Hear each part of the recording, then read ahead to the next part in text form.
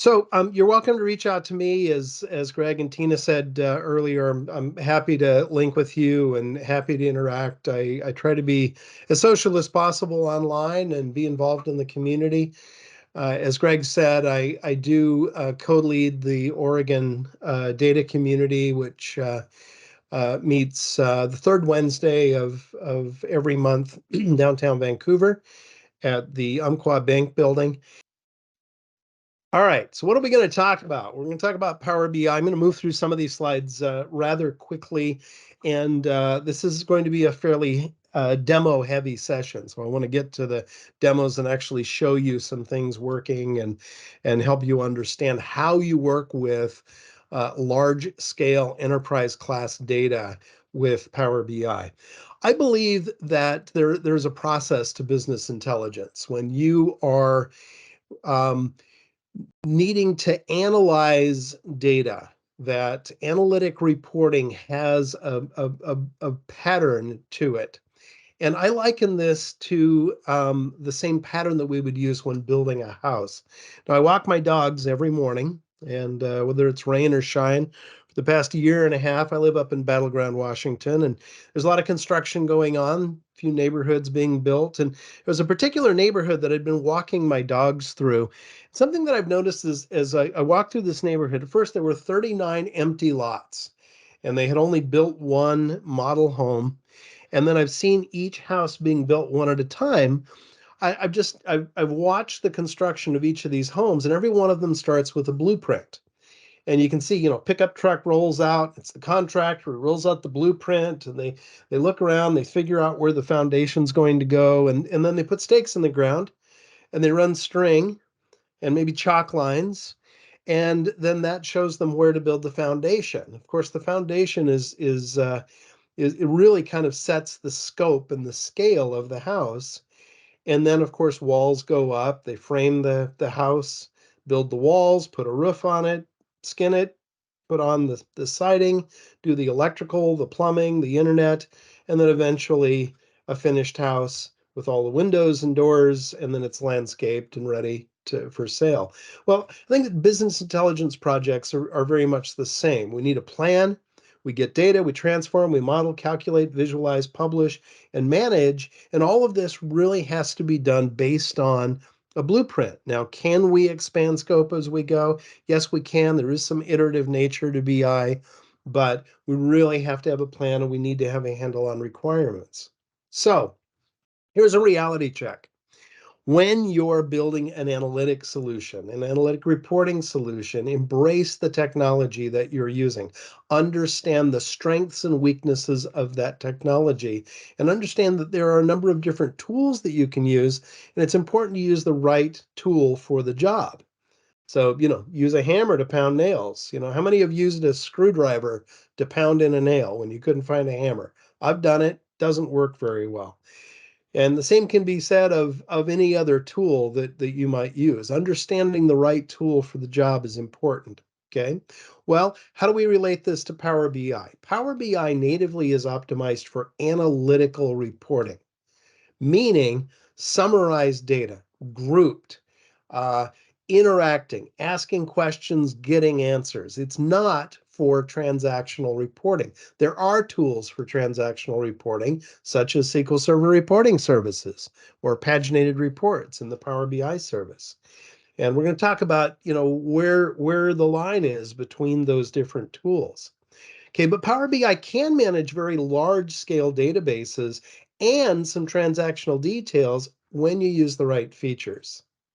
Another important reality check is that when we're talking about a lot of data and we're talking about a large audience, we're talking about premium.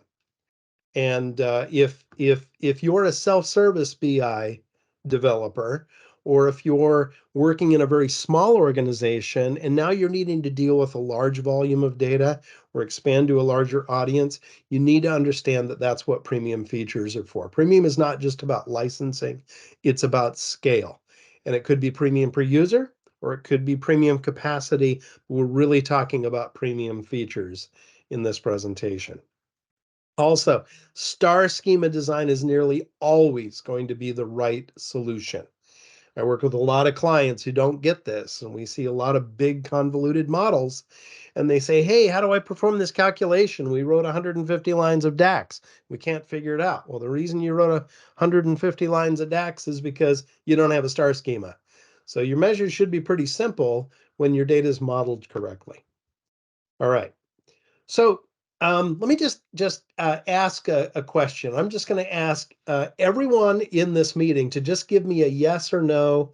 When I say VertiPaq, tell me who understands what VertiPaq is, or if you don't know what VertiPaq is, if you've heard of it, just give me a little bit of feedback as we talk about the VertiPaq data modeling engine.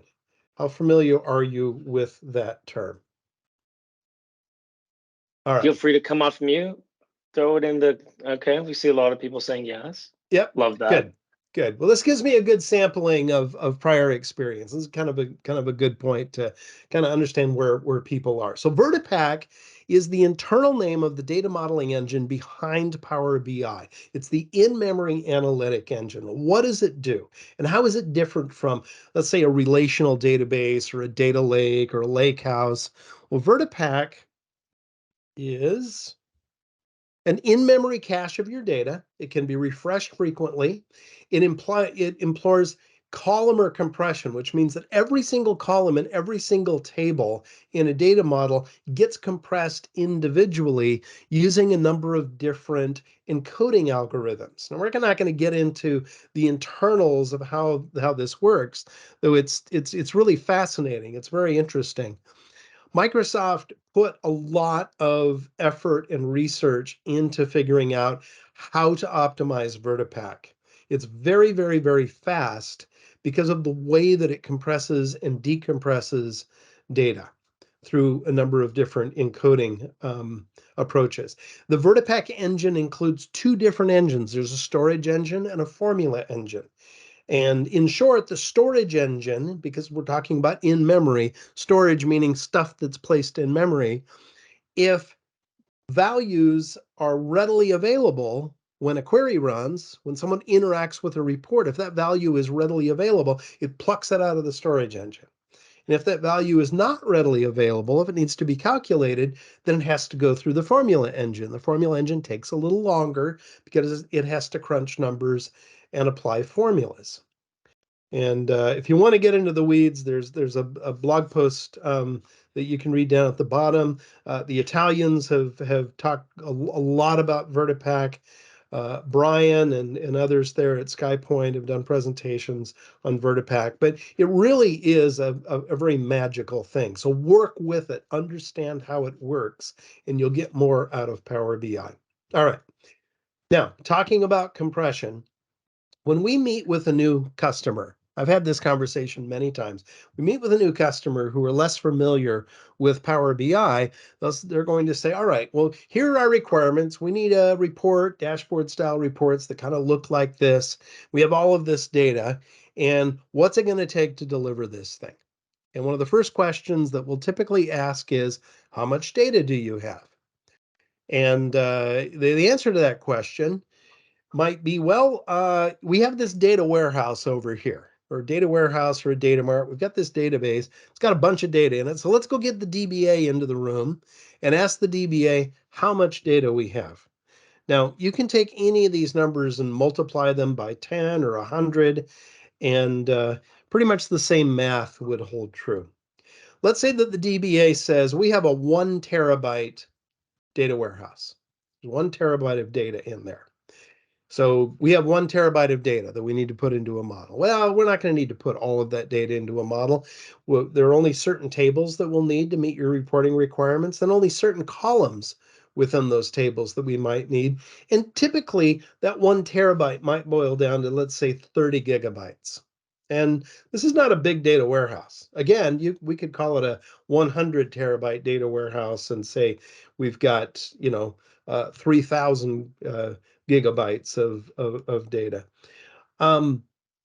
But we're going to apply compression to that. So the VertiPaq engine is smart enough to compress that data, and if it's dimensionally modeled, and we're paying attention to correct data types and things like that, there's a good chance you're going to get somewhere between 10x and 20x compression. Let's call it 15x compression. So now we're down to 2 gigabytes. So that's not a real big set of data.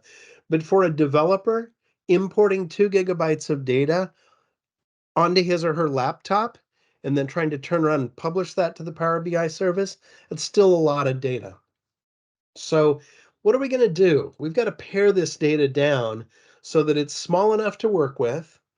It'd be great if I could check my PBIX file or my Power BI project files into a GitHub repository so that I could manage my builds and use DevOps and manage build processes. So if I could get that down to, let's say, 100 megabytes into my GitHub repo, then I can deploy that out to the service, and I can use parameters to change the size of that data. I'm going to show you how to do that real quick. I'm going to skip over that slide. To the question of, is Power BI enterprise ready? So if these are typical sizes, we're looking at 2 gigabytes of data from a 1 terabyte data warehouse. Can Power BI manage and handle this much data? You bet it can. If you just look at a P1 capacity, so the lowest level dedicated capacity is a P1. A P1 is limited to 25 gigabytes per data model, per data set. And there's no limit to the number of data sets that you can have in that capacity in your tenant. So if you're willing to spend a lot more money, you could go all the way up to a P5, and your limit is 400 gigabytes per data model, which typically is not a big limit. Now, I've got a client, I've been working with a client earlier this year who actually gave us an 800 gigabyte data model.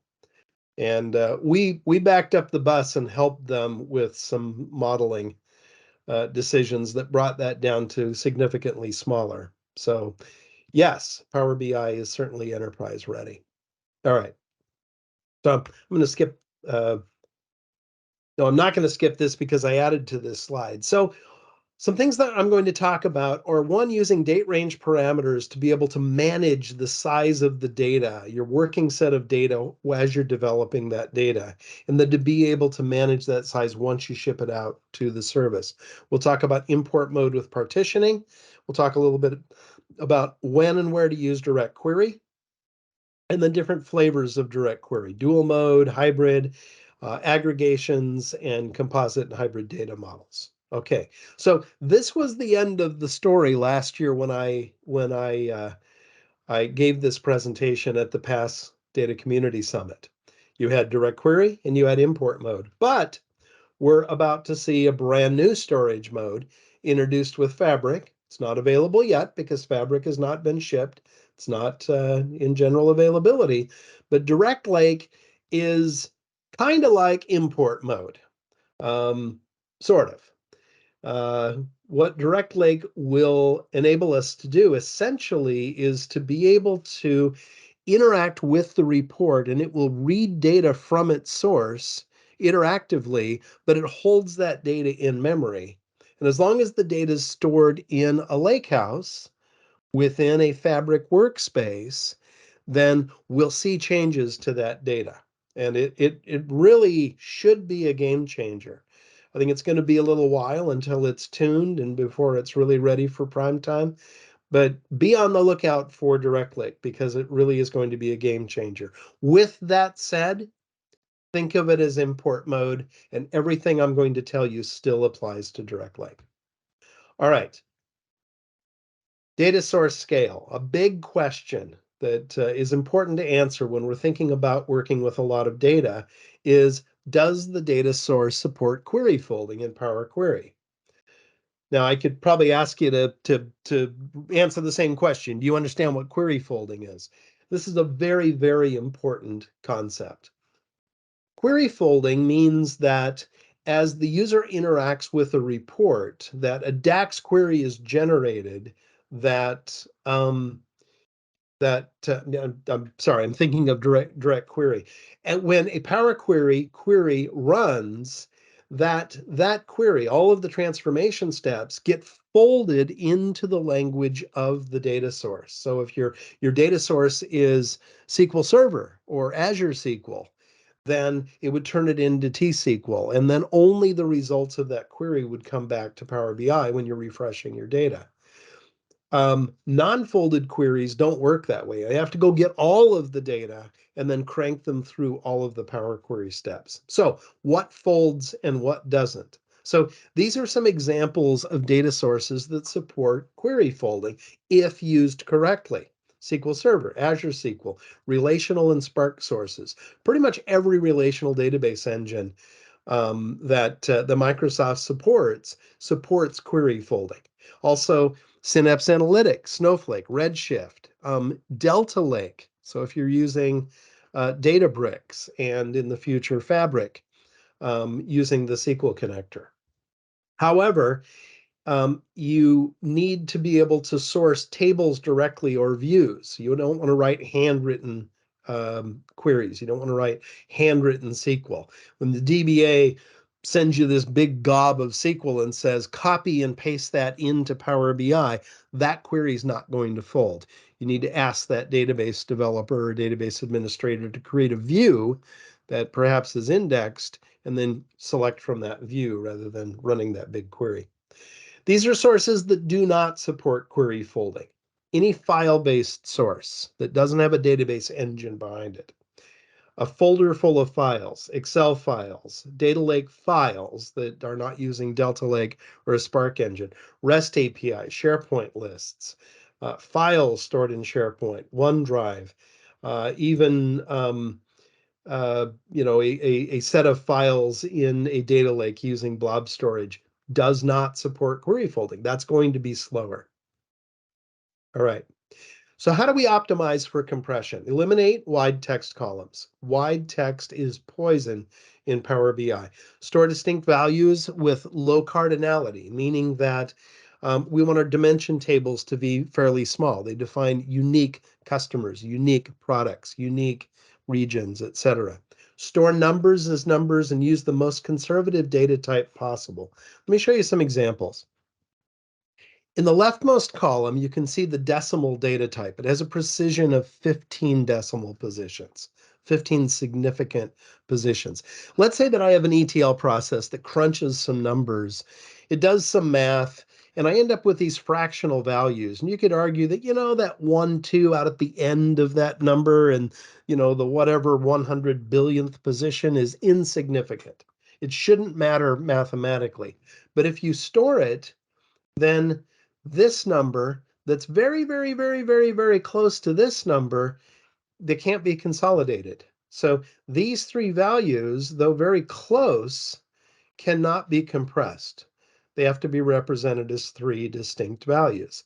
So let's say that I just changed the data type of that column from a decimal number to a fixed decimal number that supports 4 decimal positions. Well, those are the same number now, and these are going to compress down to one value. And you apply that over, tens and hundreds and thousands, you're going to see remarkable compression just by changing the data type. Let's say that we don't even need 4 decimal positions. We're just going to truncate around that down to 2 decimal positions. And now we're even going to get better compression because there will be fewer distinct values. All right. So let's solve a problem. My developer says, hey, you're giving me 2 gigabytes of data, and I've imported that into a PBIX file in Power BI Desktop. It takes 20 minutes for me to load the data, and now I've got this 2 gigabyte file on my desktop. One, I can't check it into my GitHub repo, and so my build manager's mad at me because I can't play nice with everybody else who's doing CI/CD and DevOps.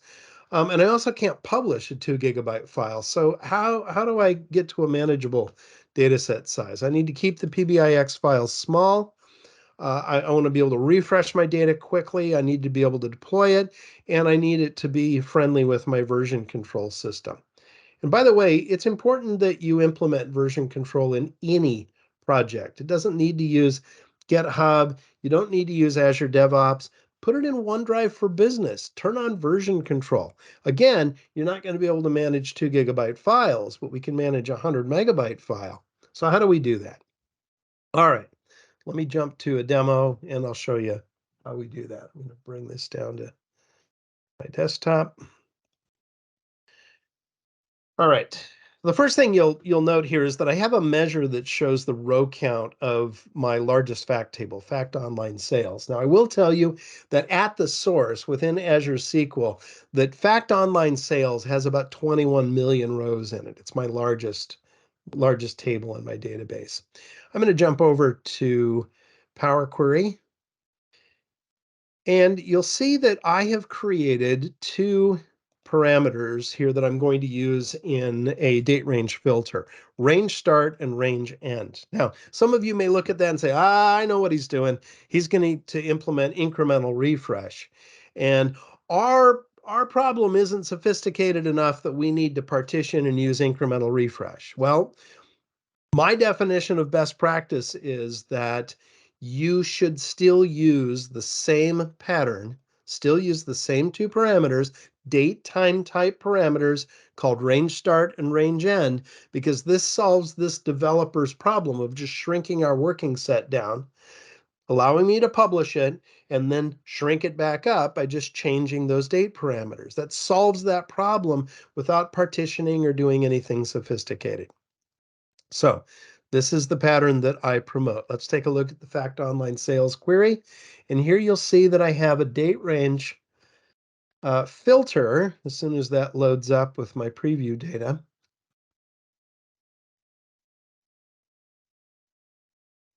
By the way, while this is loading up, I'll show you something. So the source for this query is Azure SQL. I'm going to try not to click around while we're waiting for this preview.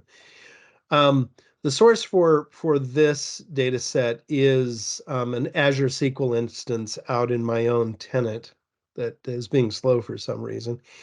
But I put together a workshop using the same data. And for that workshop, we wanted people to be able to connect to this without having to open up firewall rules and keep the Azure SQL instance lit up. So what we did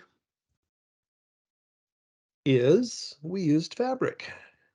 And it was just absolutely magical. I'm not going to take a lot of time with this, but I'll show you that I created a data pipeline that imported every table that I needed out of that Azure SQL database, the one that I'm connecting to in Power BI, and we pull that into a lakehouse.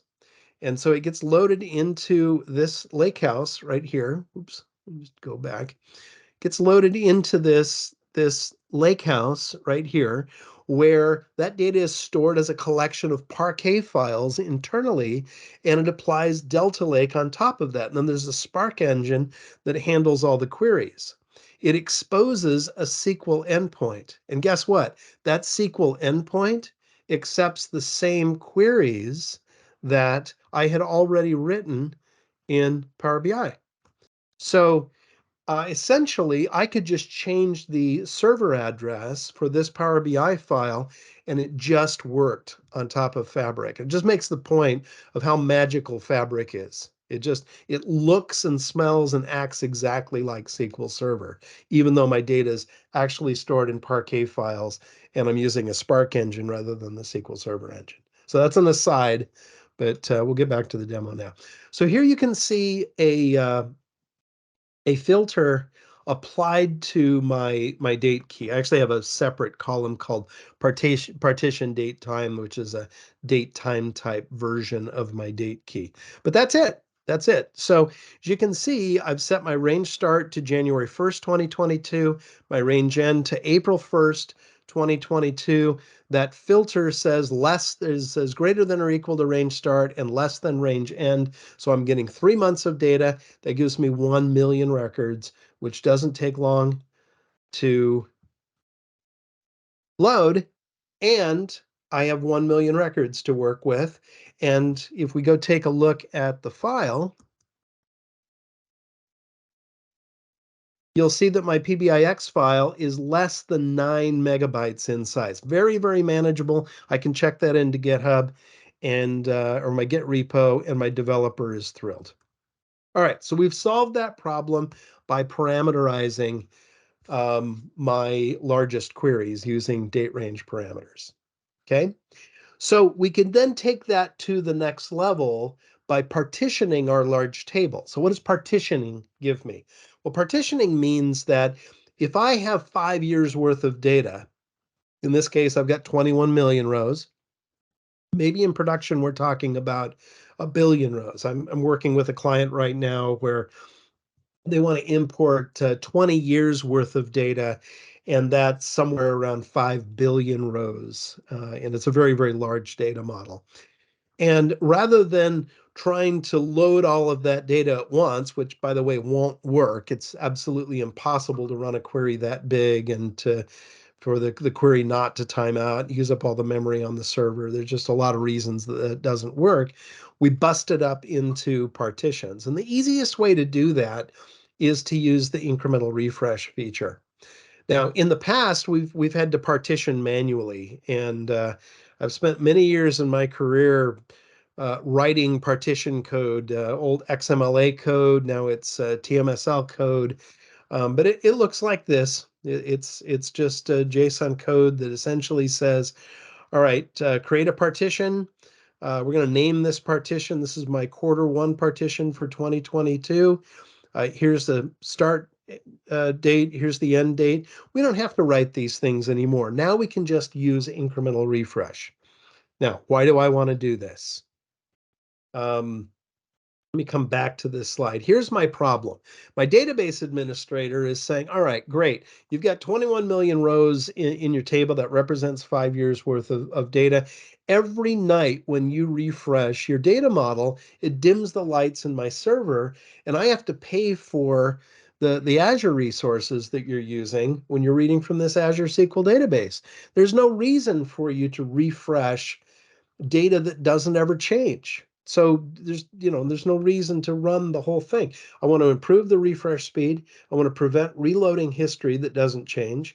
If history has changed, I want to capture those changes and update only the historical partitions that have changed, that have new records or changed records. And I want to reduce the database resource load because it's costing me money. So to do that, we're going to use incremental refresh. Let me just pop over to a solution where I've done this.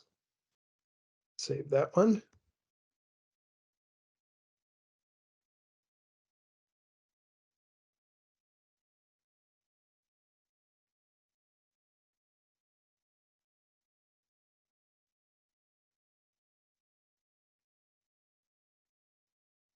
Now, one thing I will point out is that you can see the size of this PBIX file. It's 35 megabytes, which is not huge. It's still small enough to manage.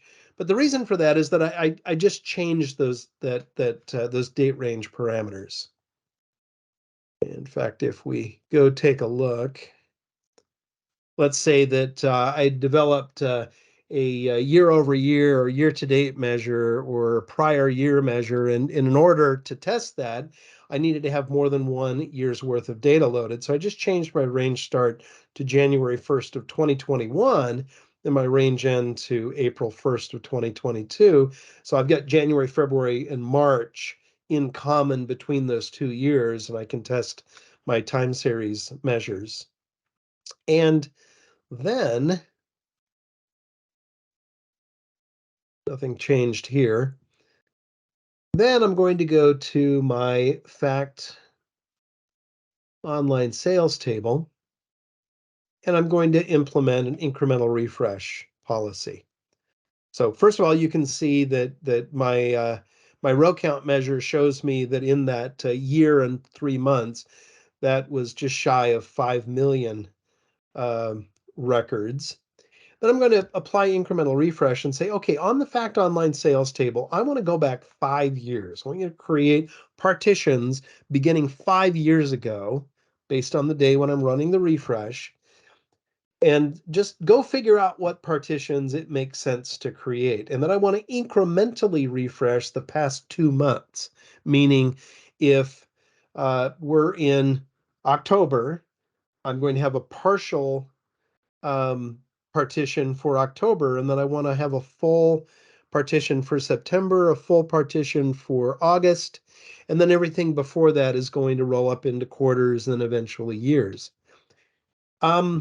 It will just ignore this feature, but let's say I also want to automatically detect changes. So if I have any records in any of those historical partitions, I'm going to use the update date column in this fact table to go figure out if a record changed. If it goes back and it says, oh, hey, we've got a record in January of 2019 that changed, it's going to go reprocess the January 2019 partition as well.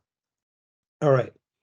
So if we go point, I didn't open up Tabular Editor ahead of time, so I'm going to go do that.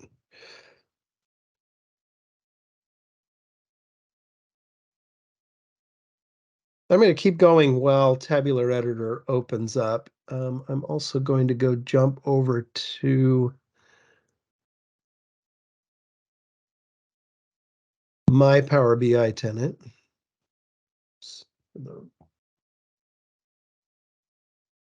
Bring that down here.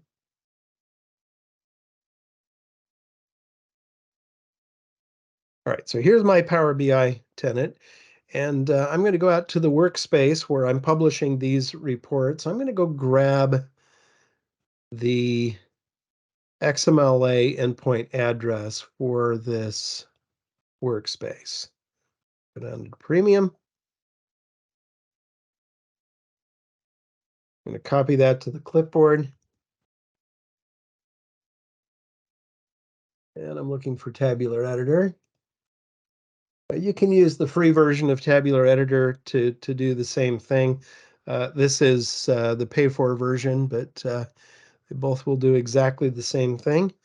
All right, I've pasted that address right there. I'm going to click OK, and I'm now querying the published copy of this data set.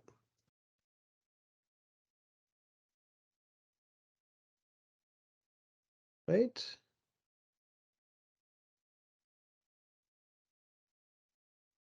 Demo 2.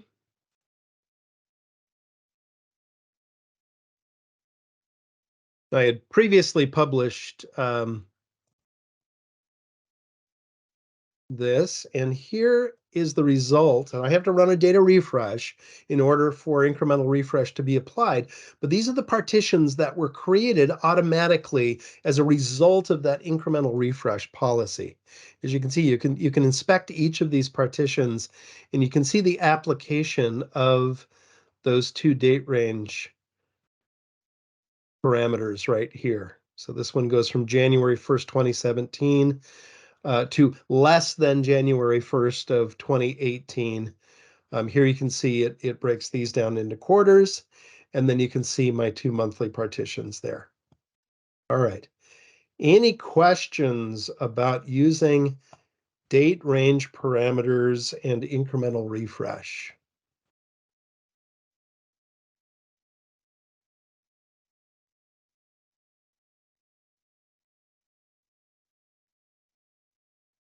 Get back to my slides. I have one question. Yes.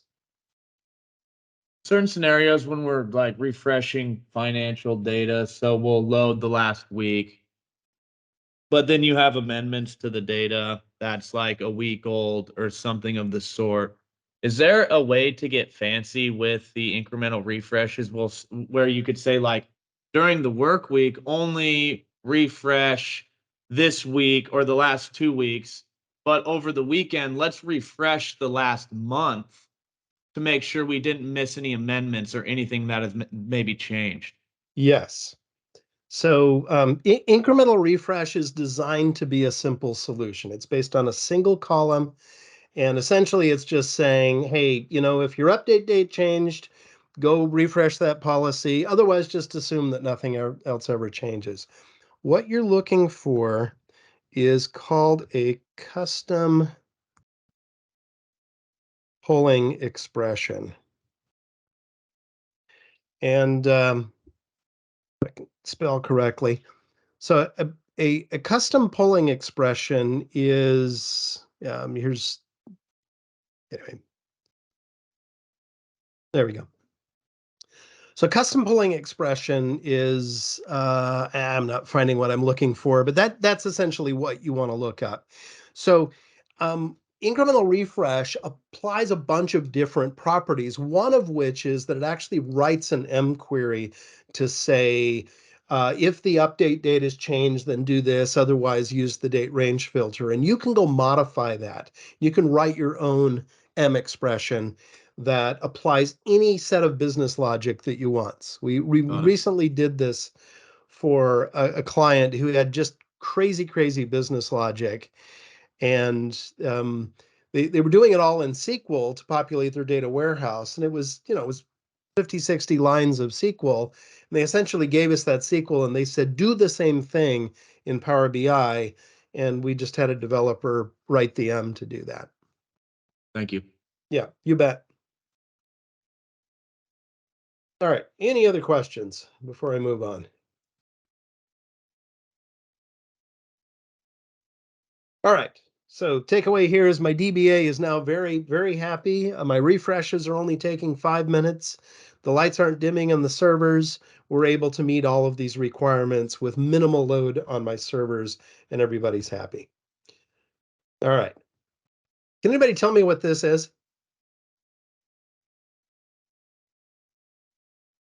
Excel.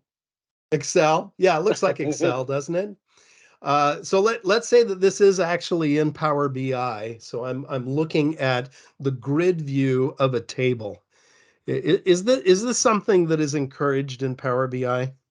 No. No. They this thing goes by a number of different names. I've heard BWT. I've also heard BFWT. I won't tell you what that stands for.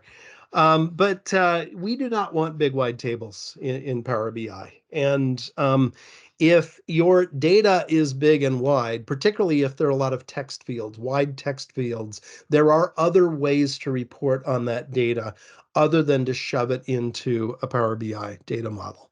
Now, if you're dealing with 100 rows, maybe 1,000 rows, and you've got text, yeah, we can deal with that, but it's not going to compress well, and it's certainly not going to scale. So this is not something that we can do on an enterprise scale. So again, we promote the star schema, and if you have transactional details, comments, notes, those can be stored in another table, and there are ways to do that. I'm going to talk about different ways we can do that. So my business users are now saying, hey, we need to see the details. I mean, these summary reports are great with all of your charts and graphs and fancy visual looking dashboardy reports. That's all awesome, but we need to also see the transactional details. And so we have a conversation with these users and we say, well, rather than dumping everything into a spreadsheet, how about if we let you drill down in context and then drill through to your transaction so you can see those detail records, but in the context of something that you've already selected. And my users are saying, well, yeah, I think I could do that. We've been living in Excel for a long time, but we don't necessarily need to see a million rows and a huge wide spreadsheet. So we're willing to make some changes.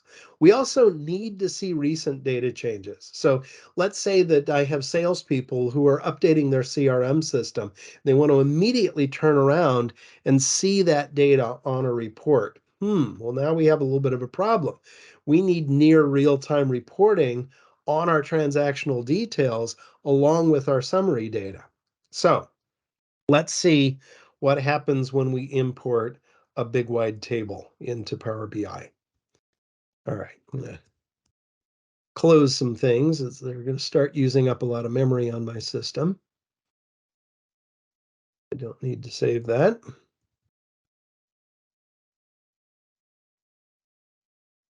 All right, so the first thing that I will call out is that after I perform this import, after I import this big wide table, you can see that my data model size has gone from 9 megabytes to 500 megabytes.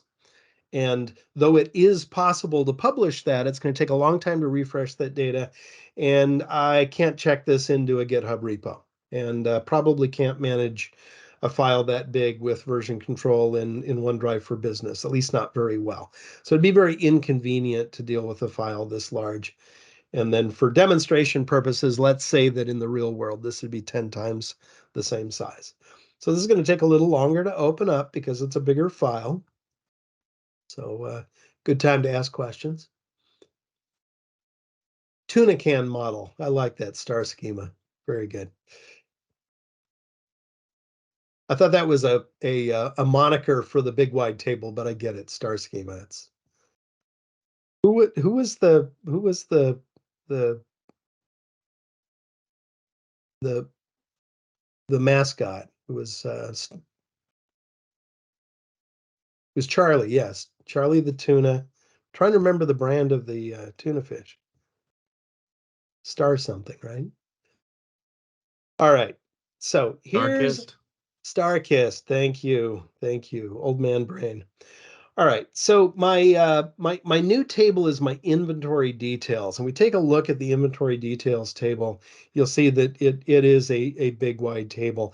And not only does it have a lot of columns, but it has some big wide text columns that are not going to compress very well. All right, let's go take a look at our diagram. There's my inventory details. You can see that that is an import mode since the header color is the same across the entire model. So in import mode now, and I do have this drill through page right here in Power BI. So I'm going to go down and say, all right, well, so for the month of January, for my audio product category, if I right click, I can drill through to this other page, passing some parameter values, and let's see how quickly that inventory details page loads.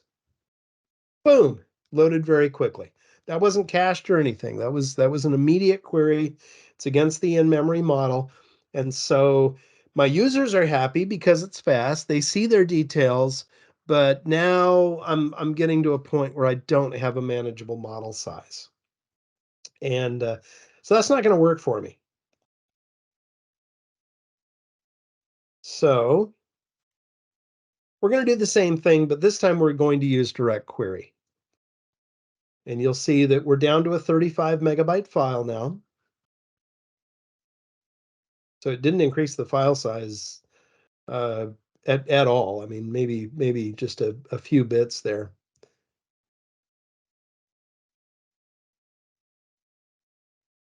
All right, so I still have my inventory details table, which I can't preview because it's not an import mode. If we go take a look at the diagram, you'll see that I've got this blue header now, which tells me that when I connected to that, I said, I want to use DirectQuery. I don't actually want to import any of that data. I just want a pointer or a connection out to that data. I'm going to draw some relationships. And you can see that on the relationship lines here, there's this little broken line. And that tells me that that's a soft relationship.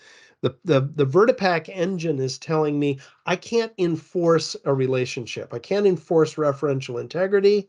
There's no guarantee that there aren't duplicate keys because I'm not actually querying this data. It's just out here in that table in your data source. And so if you go violate referential integrity, there's nothing I can do about it. So let's go over here to our report. Let's do the same thing again. So for audio, I'm going to go down to January. I have the same inventory details report over here. I'm going to right click and I'm going to choose drill through. And now would be an excellent time for people to ask questions as this query runs. Come on, come all. Any questions? Or we can keep doing some fun puns off of star schema or star Right. Yeah. So I will tell you that it takes about 45 seconds for this data to come back with the parameters that I've used. And the reason for that is that right now, that by interacting with this report right now, The DAX query produced by this table and these three bar charts were converted into T-SQL. That T-SQL went back to my Azure SQL database, and it's bringing back a very large volume of data. And that data is streaming through the Power BI service right now. And Power BI is just sitting there waiting for the results of those queries. And it's going to take a while. So we'll come back to this. Oh, okay, my table came back, but I'm still grouping results into these three bar charts right here. Let's jump back to my slide deck.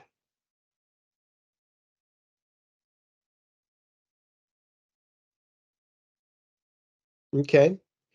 So my users are saying, well, yeah, that's all good. I don't, that first thing you showed us seemed to work just fine, but then your administrator said that we can't do that anymore.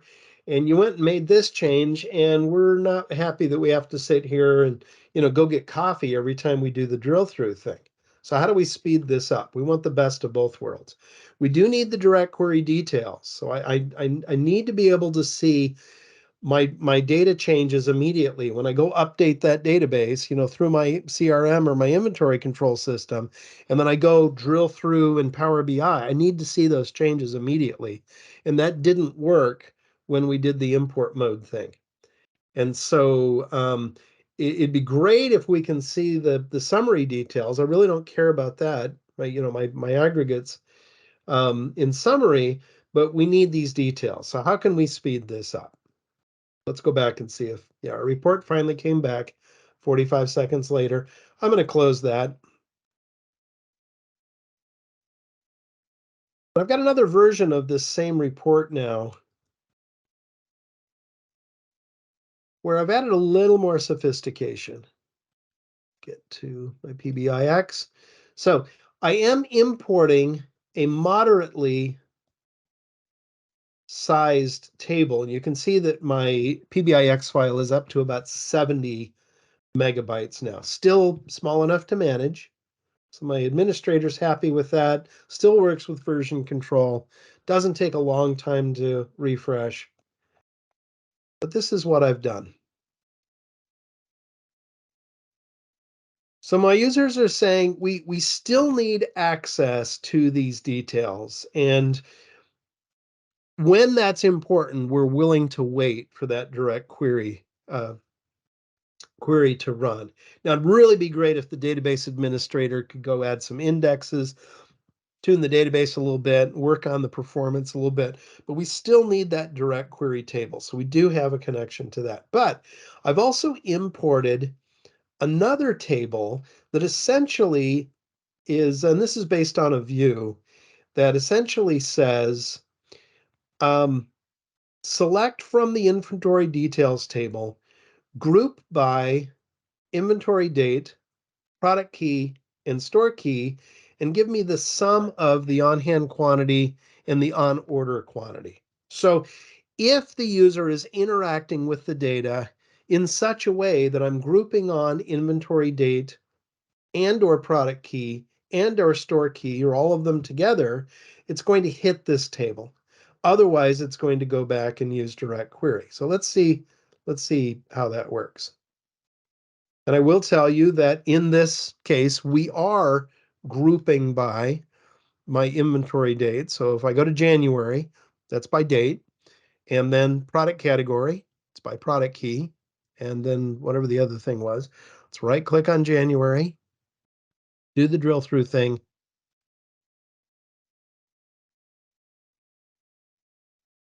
And it comes back relatively quickly. Did I not choose? Oh, with eggs. Yeah. You can see I did one with eggs and one without eggs. So my bad. Let me go back and use the other drill through report. Yeah, so I'm querying this data in the way that I had aggregated it. It hits that aggregation table. And so same data, Power BI now has a decision. It says, oh, I've got this table with that data that's summarized. I've got this table where it's not summarized. And it's smart enough to know how you've grouped the data in your visuals, and it makes decisions about which table to use. Now, you can get pretty sophisticated with aggregations, and you can actually have multiple aggregation tables over a detail table. And so here you can see the dialog where I create aggregations. Here I'm saying, group by the order date key, the customer key, the product subcategory key, and then summarize sales amount, the unit price. This is a slightly different example, but you get how that works. Okay. So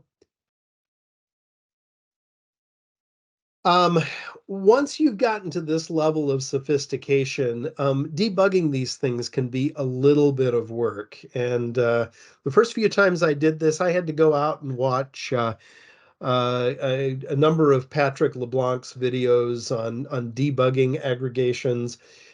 DAX Studio has some great tools for being able to trace a query, and you can see the aggregation results are right here. So if we look at this query, which was produced by a report page, and I grabbed the query out of the performance analyzer in Power BI Desktop, I go run that query, and it goes through and analyzes it, and it says, well, I tried to aggregate it, but because of the way that you interacted with the data, the attempt failed. Well, that's hard to read right there.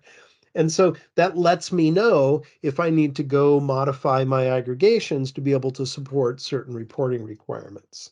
And there's a lot to this. There's a lot of sophistication around aggregations. There's also an advanced feature in the Power BI service that will automatically build aggregations for you. And this is a very, very advanced feature. There's quite a bit of documentation on this, but essentially you go deploy your model, you refresh it, and then you query it, you turn on auto aggregations, and it will actually build individual aggregation tables in your model. And then you could download that model back into desktop and work with it. All right, questions so far? Donald has a comment. I need to try user aggregations sometimes, and they can work for distinct count as well. Sure, they could work with any type of aggregation. And yes, Phil Seamark has some great material on this. I think that when Patrick did his videos, he actually credited Phil because he had done some of the initial work on aggregations. He and Christian Wade, I think, was really the person who implemented and managed the whole aggregation thing. All right. Well, there's another way that we can drill through, and that is to not even put this data in our data model whatsoever. Since we're talking about transactional details, why don't we just leave them in the database and not even worry about putting them in Power BI? And then we can use a different type of report for querying that data. And that's exactly what I'm going to do here. Now, we were joking a little bit about my history with SQL Server reporting services, and yes, I co-authored all of the books under the RocksPress label for SQL Server reporting services. It was 5 or 6 different books. And so that was kind of, what I did a long time ago. I, kind of intimately familiar with SQL Server reporting services, which is an operational reporting tool, unlike Power BI, that's an analytical reporting tool. SSRS, not so good at creating highly visual and very interactive reports. Power BI, great at that, but not so good at transaction level and detail reporting. If you need to pump out a report that's 15, 20, 30 pages long, Power BI is not the right tool to use to do that. Now, let me delete this file. I was playing with something and I want to get rid of that.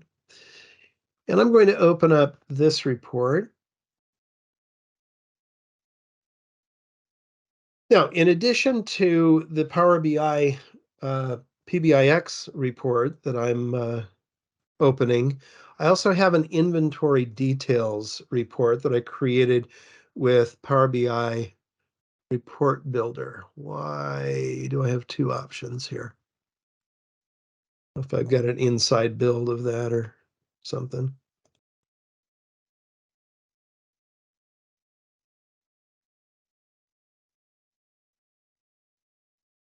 All right, let me go close some files. Let's close that one, that big monster. All right, so here is my paginated report, a la SSRS report. And as you can see, I have 3 parameters: product category, year, and month. And the data set here is a SQL data set. I'm hitting my Azure SQL database directly. And I'm just going to look at this query here in the dataset properties. So I'm just very simply doing a select star from a view with a where clause with some conditional logic that says, if I've passed it, if I've passed the word all for the month, then you can ignore the month and just filter by the year and the product category. Otherwise, filter by the month as well as the year and the product category. So simple stuff. This report has the capability of being many, many, many pages long, as you will see. I'm going to close that. Let's get to our Power BI report. Where is it? It's still opening.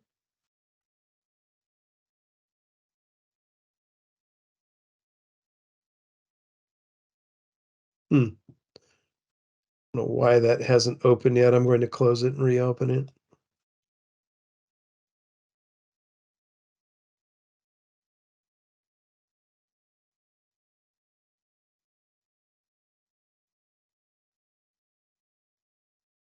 I'm going to open Task Manager and kill Power BI. I don't know why it's hanging. Because it knows you're doing a demo. That's why. Of course, the demo Always. gods. There was a question in the chat. I think while you do this, maybe I can answer it. They're saying, is Power BI Desktop the right tool to use if your source data is not dimensionally modeled? And what I was mentioning is it's not dependent on connecting to a certain type of model data. Use Power BI Desktop to bring data in, right, and can build a model there. Or you can connect to already built models. Think of Power BI Desktop as your developer tool. This, and thank you, Greg. You're absolutely right. In the in the consulting world, we always say it depends, but right. I hear this a lot from new developers and from clients who will say, "Oh, well, our data is not dimensional. It's not already in dimensional form. Therefore, we can't use Power BI." And well, that's not right. I mean, Power BI has Power Query built in, and there you have some fantastic data transformation capabilities right here in Power BI. Now, if you're working with, tens of billions of rows and very, very sophisticated enterprise data, it would be best to push that data transformation logic upstream and manage it in notebooks and pipelines and in at the very least in your relational database. But Power BI has that capability to reshape data. And with the advent of Fabric, we will now have Power Query based pipelines that you can do that in a pipeline upstream and then populate a lakehouse with dimensional data. So yes, you can do it in desktop, but we want our data to end up in a star schema. If you're dealing with fairly low volume of data and you have a good handle on some very specific reporting requirements, you can cheat. You can use wide tables. You can wire up bidirectional filters and do all kinds of horrible things in Power BI, and it will work, but it won't scale. Now, I just realized that I went and opened up Power BI Desktop first, and I have an insider build of Power BI Desktop that I am not going to use because it's under NDA, and I'm not supposed to show it to anybody. So bear with me as I open the right version of Power BI Desktop.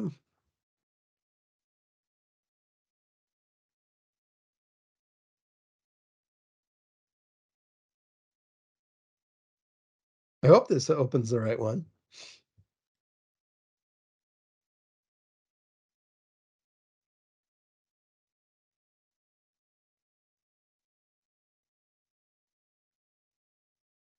All right. For some reason, my shortcut opens up the new insider build. So I'm going to do my best to not show you anything secret. Um,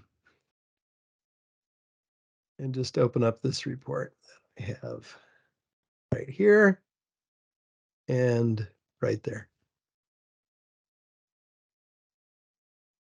Okay, I think as long as I don't resave the RDL file, then we're good. So I just wanted to show you how I built this Power BI report. Now, there is a new native drill through capability in the Power BI service where you can drill through from a Power BI interactive report to a paginated report. It's not a fully baked feature in my view, but there is a more modern way to do the same thing that I'm going to show you here. So you can see that I have a link here in this matrix visual, and that link utilizes a measure that I've created. Let's see, what is my measure called? I also am using the on object formatting.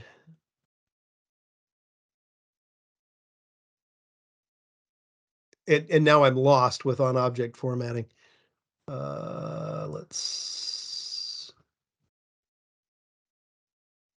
There's my measure. It's called inventory report link. Now, I have a table where I'm storing the path to my workspace and that paginated report. And I have that in this report configuration table in a column called inventory report path value. And so I'm just going and getting that path. All I've done is I went and navigated to the report and I copied and pasted out of the browser and put it into that table so that this would be portable so that I could configure this thing. So in this measure, I'm just going and getting that path. So I have that in this variable called vpath. And then assuming that I am grouping by a product category, I'm using the selected value DAX function to go get my category name. If I'm not grouping, if selected value doesn't return a single value, I'm going to return the word all. And I'm doing the same thing with each of these three parameters. These are the three parameters that are passed into that paginated report: product category, year, and month. And then I just concatenate all that together into a URL string. When I hover over this link, you can see what that string looks like, or part of it at least. And let's just click and do it. So for 2022 in January, I want to see what inventory I have for January of 2022. I'm going to click on this link. This is for a particular product category. And I will tell you that that there should be several thousand records returned to this report. So this is only for computers in 2022 in January. It's now rendering a paginated report. Nice thing about the paginated report is that even in the middle of the query, while the query is still running, it's able to tell me how many rows are coming back. So even though it's going to take a little while, my user is able to look at this and go, oh, okay, something's happening. And okay, I'm going to get about 48,000 rows back. There's my first page. Page one of, look at that, 1,400 pages for this report. There we can render the second page of 1,415 pages. Much better user experience than if I'd tried to do that in Power BI. All right, any questions?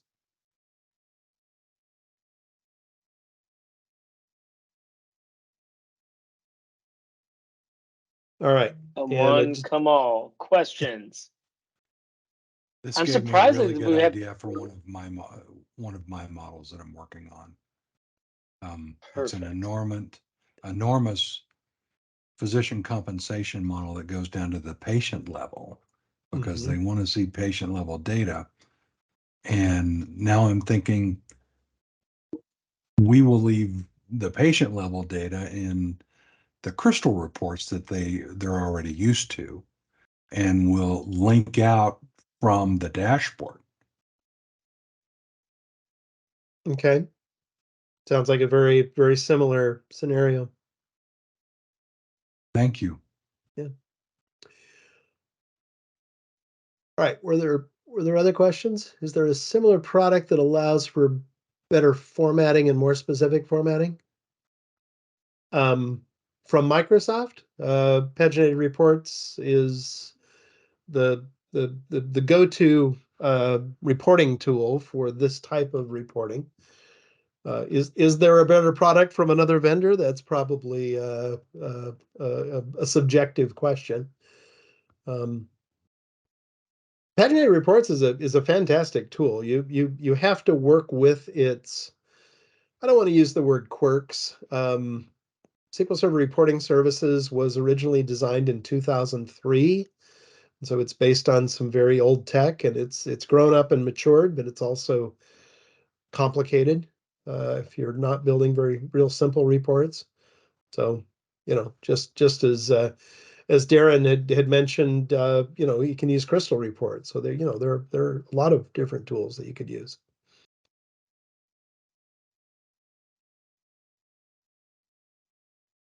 All right. Well, we are right at the end. Just in summary, I've shown you a lot of different techniques, and I've shown you some fairly advanced things that, quite frankly, you don't need to know how to use. You may not need to create aggregations. You may not need to create paginated reports. You may not need to do drill through. You may not even need to create an incremental refresh policy, but I would say that if you're dealing with even a moderate scale of data, when you're dealing with date values, as most of our projects do, I would always use date range parameters. That's where I would start. And so if you kind of look at this kind of sophistication scale here, within our BI practice, we mandate this. Every single Power BI project, with the rare exception of those that don't have data, should use date range parameters and should implement the incremental refresh pattern. Use that range start and range end. Follow the documentation from Microsoft so that if you need to kind of grow up and graduate to incremental refresh, it's just a flip of the switch. You just turn on the policy.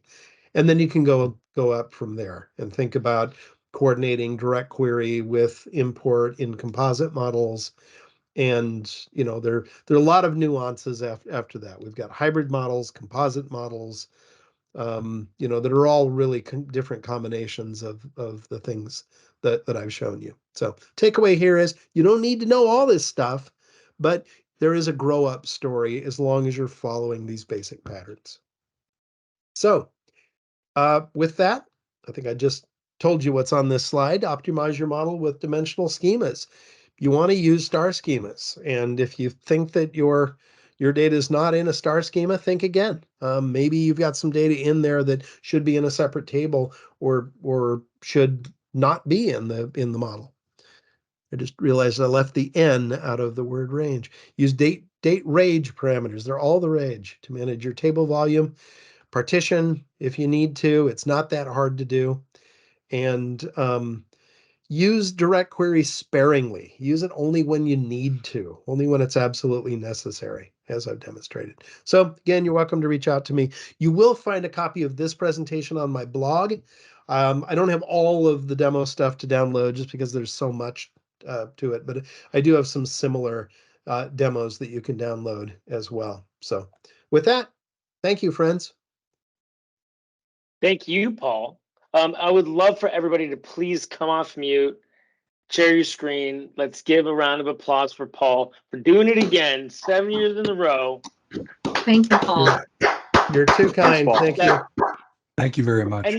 For anybody that was new or just kind of really getting their reins around Fabric, I think this holistic walkthrough, Paul, thank you. I mean, going through all the components, so everybody's like feeling really familiar. And hey, you probably learned a new word like VertiPaq.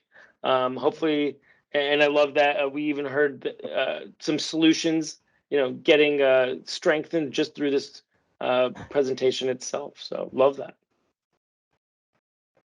Thanks, Tina, guys. I'm gonna go eat go ahead. pizza. Well, unless there are questions, I can stick around for questions. Yeah.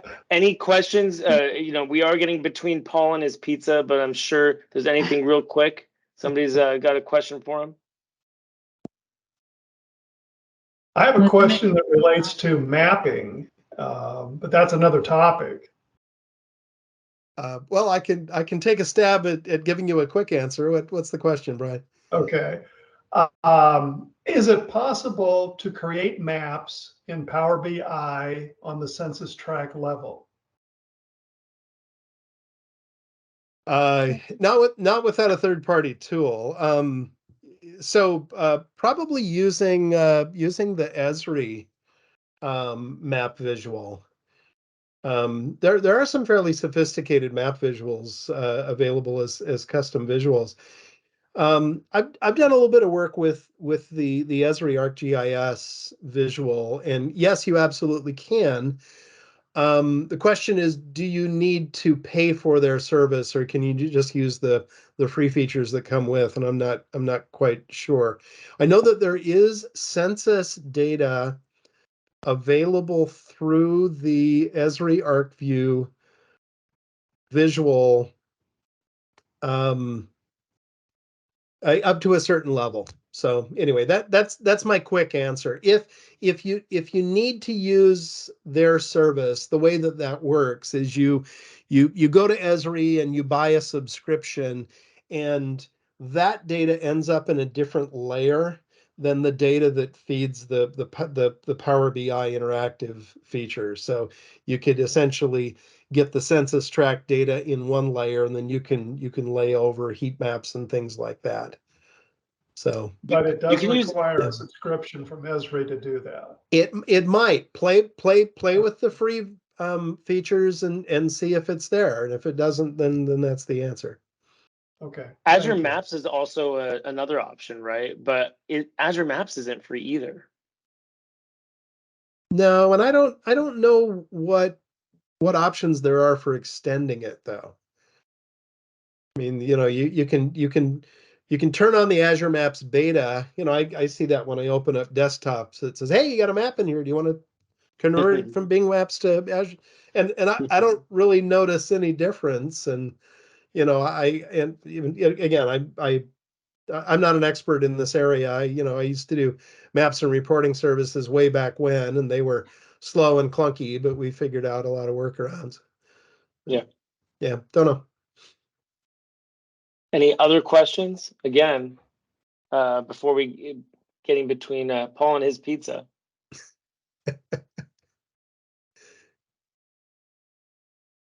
I have one. There we go. Julie. Yeah, okay. Julie. Yes. So if you had a lot of data that needed to be replaced, so for example, you have a long list of values that have all kinds of synonyms, misspellings, addendums added to the end, and you need to transform that to normalize to a smaller group of rationalized values. What I've been able to find is nothing in Power Query or DAX allows you to do transforming with wildcards. Yeah. Is that true? Does anybody know a way with wildcards? I think just industry-wide that we've been trying to solve this problem for a long, long time. And I think that every data transformation and data matching tool has some set of features to do this. So you go back to the days of SSIS. You can do wildcard matching with what's the term I'm looking for here? With regular expressions. And and there's a lot of potential sophistication using regular expressions. Now, Power Query doesn't have regular expression support built in. So this sounds like a job for something like Azure Data Factory, or notebooks, or in Fabric, the Fabric pipelines, which can be Power Query based, but you can also use other tools. I would look at a true ETL tool for Okay. this kind of thing. Power Query does have fuzzy matching. I mean, SSIS had I fuzzy have matching. tried that, and it only got about 80% of them. Yeah. No, I think that you're going to need to write a bunch of code, and I would bet that if you had unlimited time, resources, and money, that the solution would be a Python code in a notebook using some kind of wildcard or regular expression matching. I'll bet Python has all kinds of tools for this. Okay. Okay, thank you. Bet. And by the Anyone way, I love your blog posts. Thank you, Julie. I appreciate that. Well, everyone, I Needed have to say, let's not get in front of this man and his peeps any longer. Yeah. I shouldn't have said that. That was rude. No, All right. Okay. Well, Well, speak thank up. you, I want to everyone. make I do pizza, so. appreciate the invitation. And so SQL Saturday again. I'll give you one more plug. November 11th. Go register. We'll look Yes. forward to seeing you all soon.